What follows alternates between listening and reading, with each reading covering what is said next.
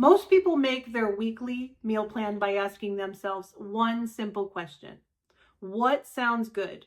And honestly, that's the one reason why their grocery bill is so high.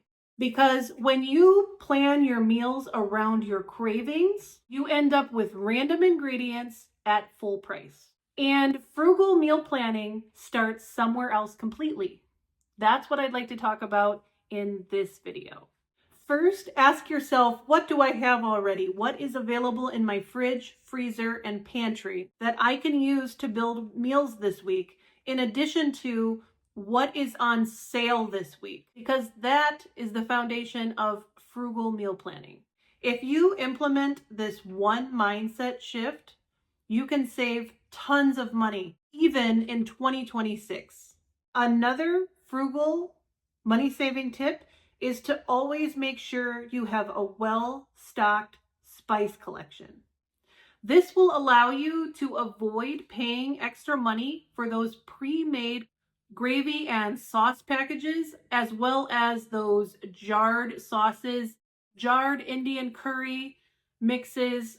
There's so many things that come in a jar that is kind of pricey, and you could actually make something more homemade with less sodium, fewer preservatives, and fewer extra ingredients for quite fewer dollars as well, if you just utilize your spices and create your own. And then too, you have more control over the flavor, which will result in enjoying your food a lot more. And if you need some inspiration for homemade sauces that replicate those canned versions, be sure to check out the recipes on my channel, because while I'm watching my weight and my health and my wallet, I have created several recipes on my channel already that can help you do just that. Frugal shopping tip number 2 is to take advantage of the loss leaders, especially the sales on the first page of the sales flyer.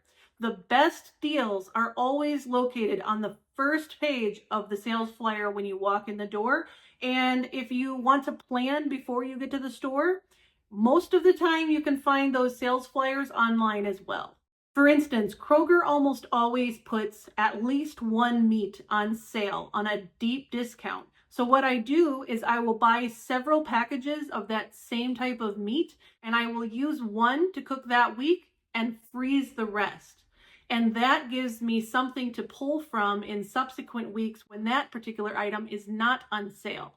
And you can do this with other items as well. If you find some bakery items that are on sale, a lot of the times you can freeze those. Breads, cookies, muffins, all of that stuff can be frozen. So you can buy it now while it's cheap and freeze. And that will give you fresh bakery items even in upcoming weeks when they're not necessarily on sale.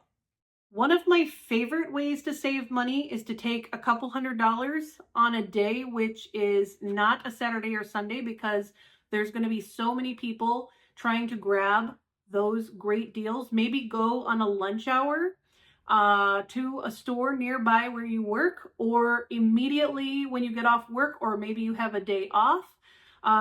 Go take advantage of that time to run by your local Kroger or other store with markdown meats. I got these beef chuck roasts on my last trip to Kroger's. They had a huge sale on those, and then the rest of these, I got all these markdown meats with very good pricing. And I used this markdown haul to stock my freezer. And actually, I did this particular haul months ago, and I am still eating off of it out of my freezer. I spent less than $200 on all of this, and it has kept me stocked up for months on my meats. So don't sleep on deals like these. Always double check and make sure you are actually getting a good deal. Usually, as we shop for those items, we know approximately how much we normally pay. If you don't, make sure you're tracking that so that when you see a good deal, you can snag it. But again, by stocking your fridge with those markdown meats, you'll be able to save money in upcoming weeks, and you'll have meat to pull out of your freezer to base your meals around. and be able to lock in those super low prices. And this brings me to my next point, which is to buy things like oats, rice, beans, and lentils in bulk. By doing this, you're going to save a lot of money on every pound that you buy. And when you have those types of pantry items in your pantry already, you are basically guaranteed to have a meal at any time. Even if your bank balance is running low, you know you always have grains and beans and you have a meal already in your cupboard. You can just simply mix and match those with fresh veggies that you happen to have on hand, or some fruits for dessert. Whatever you happen to have, you can make a meal out of that. The next one is to avoid processed foods. As someone who has been working hard the last year and a half to clean up a lot of my health issues, and I have successfully done that, one of the primary things that I've had to avoid is processed foods. So this is important for your health. It's also super important for your wallet because it's going to save you a ton of money and improve your health. Another one of my favorite frugal grocery shopping tips is to buy the raw ingredients to make your own breads, make your own tortillas, make your own loaves of bread, make your own muffins.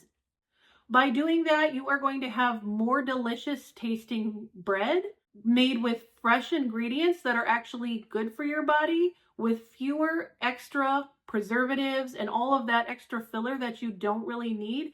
Things that do not keep you feeling full. By making your own breads, your family will thank you because it tastes so much better. And you're also avoiding all of those icky ingredients that really aren't good for your health. And last but certainly not least, one of my all-time favorite frugal shopping tips is to extend your shopping day by one more day. When you think that you do not have any food left in the house, take advantage of that day to raid your pantry, your fridge, and your freezer and come up with just one more meal.